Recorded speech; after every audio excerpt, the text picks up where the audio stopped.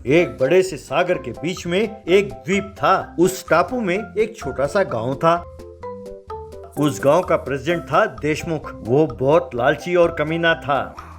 गांव की उन्नति के लिए जो सरकार पैसे भेजती थी, देशमुख उसे अपने अलमारी में बंद कर लेता था। उसी गांव में मंदिर के सामने एक भिखारी का परिवार रहता था। माँ बाप दोनों अंधे थे, तो बेटा और बेटी दोनों भीख मांगते थे। बेटी, भगवान के नाम पर कुछ पैसे दे दो, अंधे हैं, दिखाई नहीं देता। तो बेटा, बाबूजी पैसे दे दीजिए, माँ जी पैसे दे दीजिए, आपको पुण्य मिलेगा।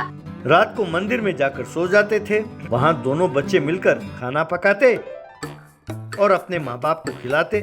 एक दिन देशमुख टीवी देख रहा था। टीवी में लेडी एंकर तटवर्ती इलाके के निवासियों के लिए एक चेतावनी, कल एक तूफान आने वाला है, इसीलिए आप लोग तुरंत अपने घरों को खाली करें और सुरक्षित जगहों पर जाकर शरण लें।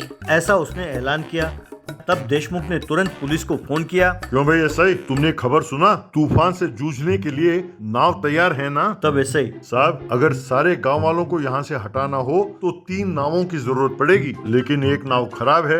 2 नावों में जरा मुश्किल होगा, लेकिन हम कुछ कर नहीं सकते साहब। देशमुख, क्या सिर्फ 2 नाव हैं? ठीक है, एक नाव मुझे चाहिए, दूसरा नाव गांव वालों को पहुंचा दो। तब ऐसे ही क्या आप अकेले के लिए एक नाव और सारे गांव वाले दूसरे नाव में आएंगे? साहब, उनके लिए ये बस नहीं होगा, इससे खतरा हो सकता है। देशमुख, मैं जो कहता हूँ वो करो, मुझे अपने पैसों को भी तो सुरक्षित रखना है, और मैं इन घटिया गांव वालों के साथ एक ही नाव में नहीं बैठूंगा। तुम्हारा दिमाग खराब है। कहकर उसने फोन काट दिया।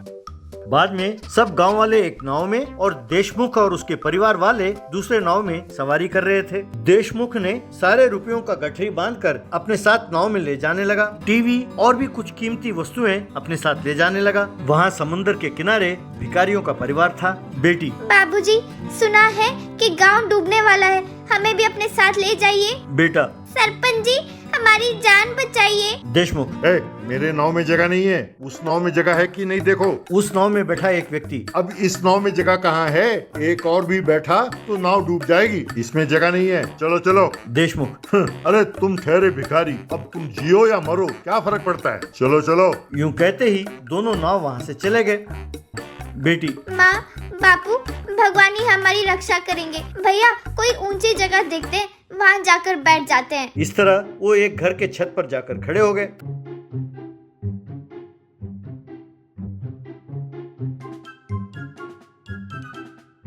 तभी एक बहुत तेज तूफान आया और सारा गांव उसमें डूब गया। वे बेचारे बारिश में भीगते हुए वहीं खड़े रह गए। वे चारों भूख से तड़पने लगे। तभी एक चूल्हा बारिश के पानी में बहता हुआ उनके पास आया। बेटी ने उस चूल्हे को अपने हाथ में लिया और कहने लगी, पता नहीं किन बेचारे घर वालों का ये चूल्हा है जो बह रहा है। कहकर उसे उठाकर फेंकने ही वाली थी कि वो चूल्हा कहने लगा, बेटी ठहरो, मैं एक जादुई चूल्हा हूँ, जो खाना तुम मांगोगी वो मैं दूंगी। अगर नेक काम के लिए मेरा इस्तेमाल करोगी और स्वार्थ के लिए नहीं करोगी तो मैं तुम्हारे साथ ही रहूंगी हमेशा। तब बेटा, जादुई चूल्हा माँ, ऐसा ही सही, हमें बहुत भूख लगी है, हमें बिरयानी चाहिए। बस तुरंत चूल्हे में लकड़ी जलने लगा और उसके ऊपर बर्तन में चिकन बिरयानी बनकर तैयार हुआ।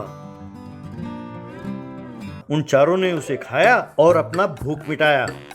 तूफान थम गया। सब गांव वाले वापस गांव लौटे।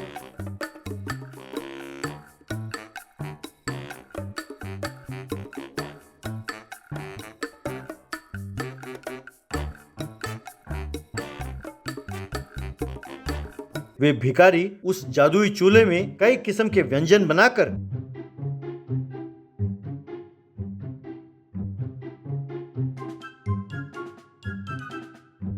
गरीबों में बांटने लगे।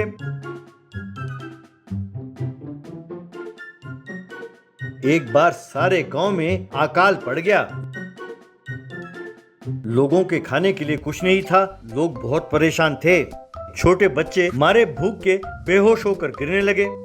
देशमुख और उसके परिवार वाले भी मारे भूख के बिलबिलाने लगे।